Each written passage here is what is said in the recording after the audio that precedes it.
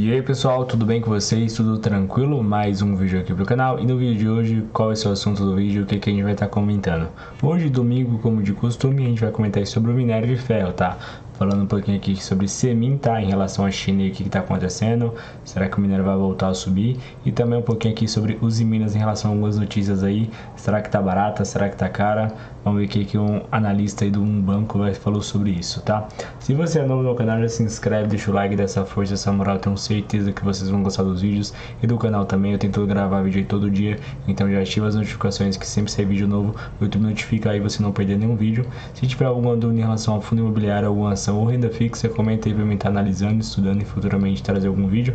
Eu tento falar de uma forma simples, sem falar muito termo e sem falar muita palavra em inglês, que eu acho que dificulta bastante o aprendizado e também acho meio chato, tá? E só lembrando, gente, que aqui é minha opinião, tá? Não sou dono da verdade, não estou 100% certo, só quero trazer algumas notícias, uns fatos relevantes, dar minha opinião, ter essa troca de ideia que eu acho muito relevante e também tentar incentivar vocês a estarem estudando, a estarem investindo, que é muito importante para o nosso futuro, e mostrar aí toda a nossa trajetória rumo à liberdade financeira, beleza? Então é isso, deixar de papo e bora pro vídeo de hoje. Então vamos começar aqui falando sobre Semin, né? Essa mineração que chegou a estar nas suas máximas aqui no dia 3/1, a 7,99 aí. Desde então caiu bastante, uma queda de quase 20%, tá caindo 18,77%, uma queda muito puxada pelo fato do minério também ter caído bastante, tá? A China meio que viu se desacelerando, né? E não comprando tanto minério assim, e aí o minério caiu bastante, acho que caiu até antes do que a gente estava esperando, como eu venho comentando nos últimos vídeos, e a Semin por ser muito puxada aí pelo valor do minério de ferro e pela China também, ela caiu bastante, recuou muito, tá? Então acho que ela não era esperada esse recuo agora. Eu pensava no recuo pelo fato dos dividendos ter passado e muita gente ter saído da ação, tá?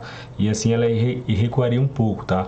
Mas eu também não esperava o minério cair por agora. A gente estava esperando uma queda aí de março para maio mais ou menos, e ele recuou bastante no início do ano, tá? Então acho que a expectativa da China não tá num bom momento em relação a crescimento de algum imobiliário ou algumas partes que usam bastante minério. A gente vê uma desvalorização no valor do minério, né? Então isso aí impacta bastante a Semin, que exporta muito para lá, principalmente para a China, fica meio que refém disso. É um dos pontos negativos em relação a Semin, uma exposição muito grande à China, e aí fica meio que refém dela. Se ela parar de comprar ou se ela decidir que vai desacelerar a sua economia, não investindo tanto assim em questão de imobiliário, fazendo com que o seu PIB baixe um pouco, né, ou seu crescimento, e aí vai impactar negativamente a Semin, tá? E vamos ter ali a notícia, a gente vai comentar também sobre o valor do minério, tá? A gente tem uma notícia aqui que é importante, por mais que alguns analistas venham a China desacelerando, de vez em quando ela solta alguma notícia que vai que vai aportar, vai ter incentivos na economia para crescer mais, tá? Só que é importante a gente estar lendo essas notícias aqui e tentar ver qual que é o ponto onde a China chega, tá? Aqui, ó, China, o sinal de alerta da economia, segundo o gestor de SBC, não parece reagir. Enquanto os Estados Unidos continuam preocupados com a política monetária, a China segue atenta à sustentabilidade do seu crescimento, escrevem os economistas do Rio Bravo, do SBC, Gustavo Franco, Evandro Busti, sócio e diretor de gestão de crédito multimercado, e Lucas Mercadante, tá? Então olha só quanto isso aqui é importante, a gente tem que ver, tá? No terceiro trimestre de 2023, a China apresentou alta do PIB de 5,2%, garantindo um crescimento anual próximo da meta do Partido Comunista Chinês, e apesar de ligeiramente abaixo das expectativas, não está claro, entretanto, por quanto tempo as medidas de estímulos do partido serão capazes de fomentar o crescimento pelo lado da oferta. Discordam. Então, olha isso aqui, tá? Por quanto tempo aqui, ó? Por quanto tempo a China vai ter essas medidas aqui de estímulo, tá? Porque muitas vezes o pessoal fala, e às vezes não tem algumas informações muito concretas, falam que lá tem mais prédio do que pessoas, pelo fato da China ter comprado isso aí, ter construindo mais coisa para aumentar o seu PIB, falar que é uma economia mais forte, tentar deixar o dólar mais enfraquecido em relação à moeda chinesa e tentar fazer isso. Ele faz essas movimentações aí, às vezes até comprando materiais e fazendo infraestrutura em outros países, só para ter um crescimento, porque se ele está comprando ali, vai entrar dinheiro, vai fazer construção, então vai aumentar o PIB, então faz esse giro na verdade, né? Então isso é bem interessante, a gente tem que ver isso e tem que analisar. A China vai parar de comprar? pode ser que não, tá? Provavelmente não.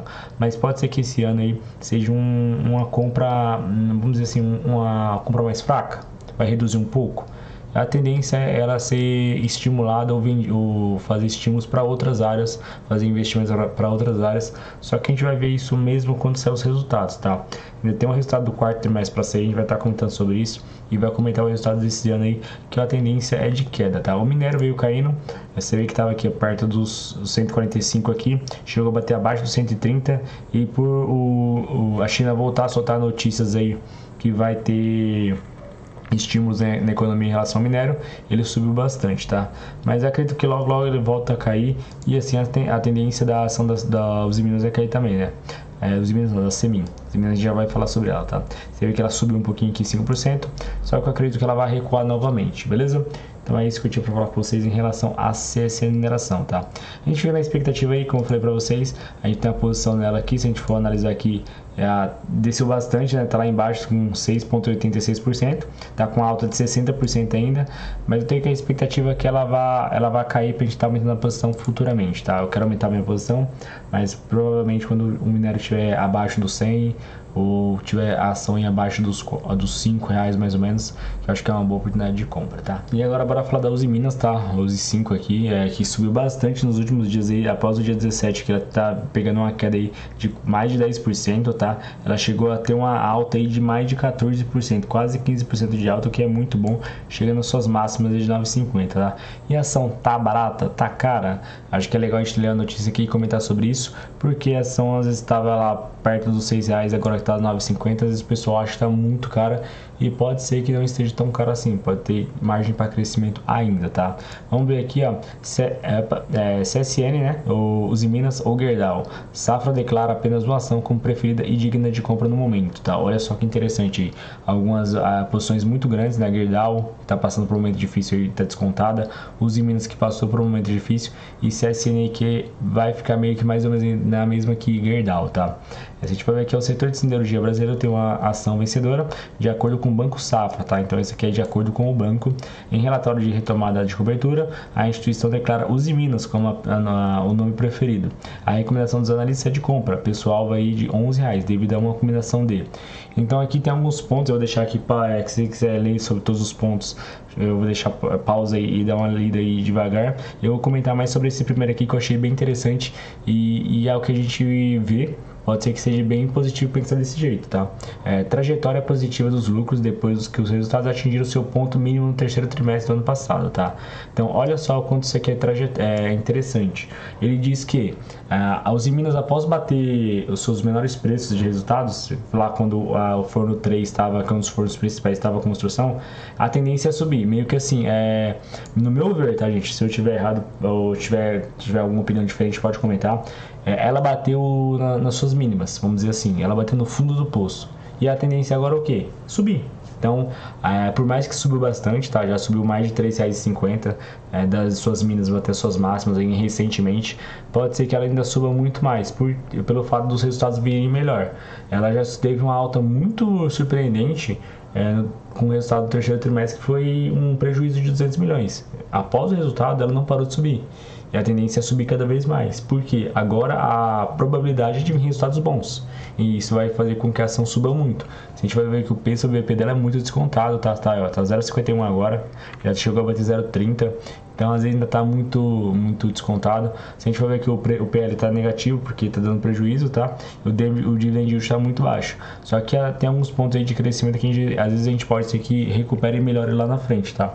Então, às vezes é um ponto aí para você estar analisando, estar estudando. Eu não vou comentar muito sobre os Usiminas, já comentou bastante, eu queria mais ler essa notícia e falar esse ponto em relação disso. Será que ela bateu no fundo do poço? A tendência agora é só subida? Será que o resultado do quarto trimestre vai ser surpreendente e vai melhorar? Porque o do terceiro trimestre foi um prejuízo de 200 milhões? A gente vai ver e vai analisar sempre que sair o resultado, eu vou estar comentando com vocês, que eu acho bem interessante, acho que é legal e vale aí o vídeo. Então, se tiver alguma dúvida em relação aos Minas, comente aí pra gente estar trazendo outros vídeos em alguns pontos específicos, tá? Se vocês quiserem que eu comente mais sobre esses outros pontos aí, esses outros pontos que o banco Safra anota, a gente faz um vídeo aí mais detalhado aí sobre os Minas, beleza?